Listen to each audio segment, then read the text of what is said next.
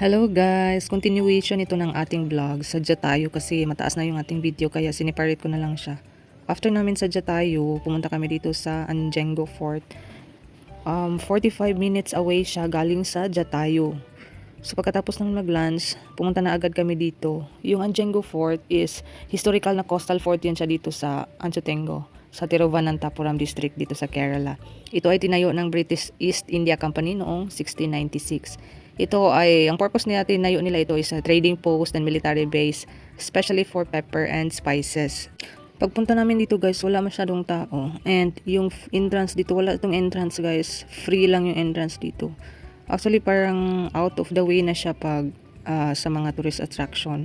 Kaso pinuntahan lang na talaga namin siya kasi wala kaming ibang mapuntahan after ng Jatayo. Kaya sumaglit kami dito bago pumunta ng aming hotel para mag-rest ng konti. At marami kaming napuntahan guys kasi hindi masyadong mainit dito sa Kerala ngayon.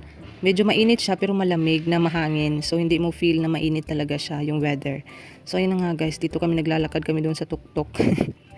Ako pa naman takot ako sa mga heights. Tingnan nyo, yung anak ko. Sabi ni hawak ka sa akin, mami, hawak. Sige, hawak ka daw sa kanya. So ayun na nga guys, itong fort maliit lang siya, parang square yung type.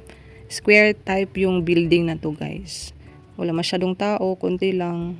At saka, alam nyo guys, yung mga tao nakatingin sa akin kasi di ba nakapalda ako. Hindi ako nakapalit kasi walang CR dito sa malapit. So ayan, palda. Kasi parang secluded na siya, secluded na area na siya. Hindi masyadong pinupuntahan ng mga turista dito. Kaya yung mga tao nakatingin sa akin, bakit nakapalda ako? Ang iksi pa naman ng palda guys. Pero okay lang yan ha. Confident tayo maglakad niyan. Okay, tara guys. Kaya hayaan nyo na siya. Minsan talaga kailangan natin i-practice na ibagay rin yung kasuotan sa pinupuntahan natin. Kaso akala ko guys, dito sa area na to, okay lang yung mga tao na, or merong mga taong nagsusuot ng ganito. Pero pagpunta namin, walang mga masyadong naka-short or something. Palda lang. Masyadong nakasuot sila ng mga traditional. Kaya ayun, hindi na ako nagpalit guys. Ang India guys ay sinakop ng British. Kaya itong fort guys ay tinayo ng British East India Company. Parang nagsilbi itong kanilang military base. And then guys, yung place is very well maintained siya. Meron ding mga caretaker doon na nagbabantay. Kaya malinis ang lugar guys. Pagkatapos namin doon sa fort guys, tumawid naman kami sa kabila. Walking distance lang siya guys. Dito kami sa Anjengo Lighthouse. Ito guys, napakataas nitong Anjengo Lighthouse. Kailangan naming maglakad ng mga 100 steps ata to. Spiral siya guys. Paikot siya. Mayroon tong bayad guys. Entrance fee dito is 10 rupees sa adult. 3 rupees naman sa children. At may additional pa sila na payment for camera or video. Nagbayad kami ng extra na 20 rupees for that.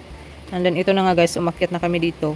Ako yung nahihilo dito guys kasi paikot kasi siya na maliliit yung hagdan. Tingnan mo yan yung steps.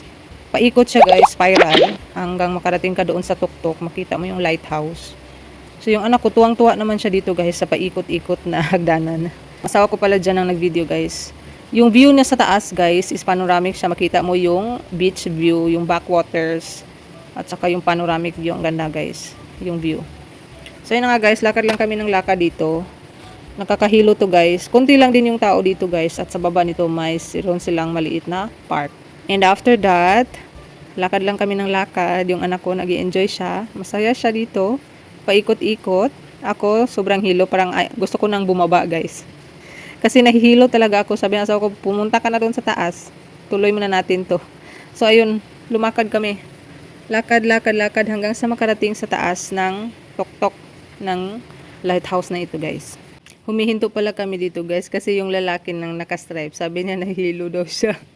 Gusto niyang bumaba. Pinipilit naman siya nung kasama niya. Puta ka na. Kasi malapit na daw tayo.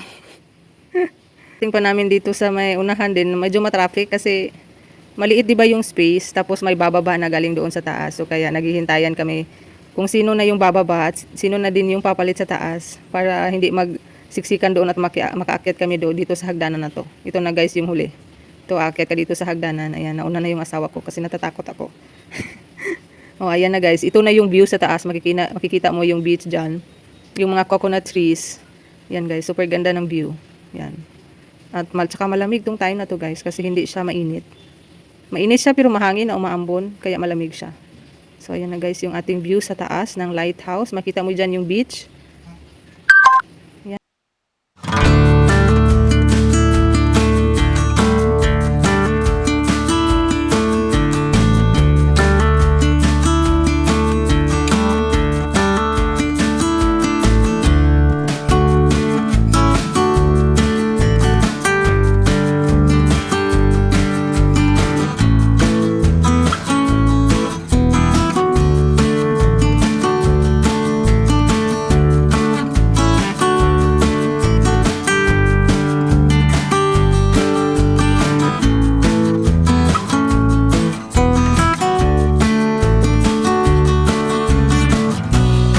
area at maglaro si Prisha. And then pumunta na kami ng hotel.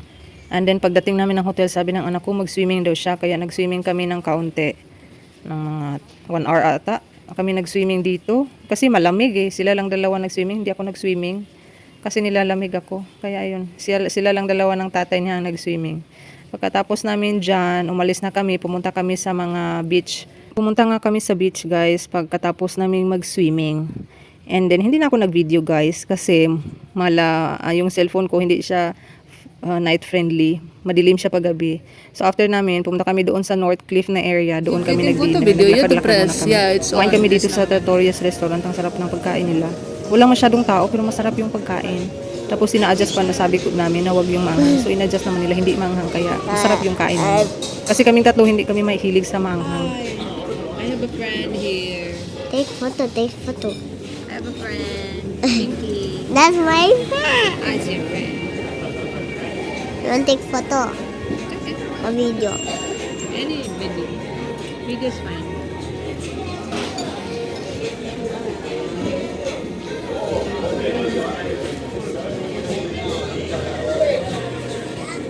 I'm taking photo everywhere. You go there. Mommy. Here.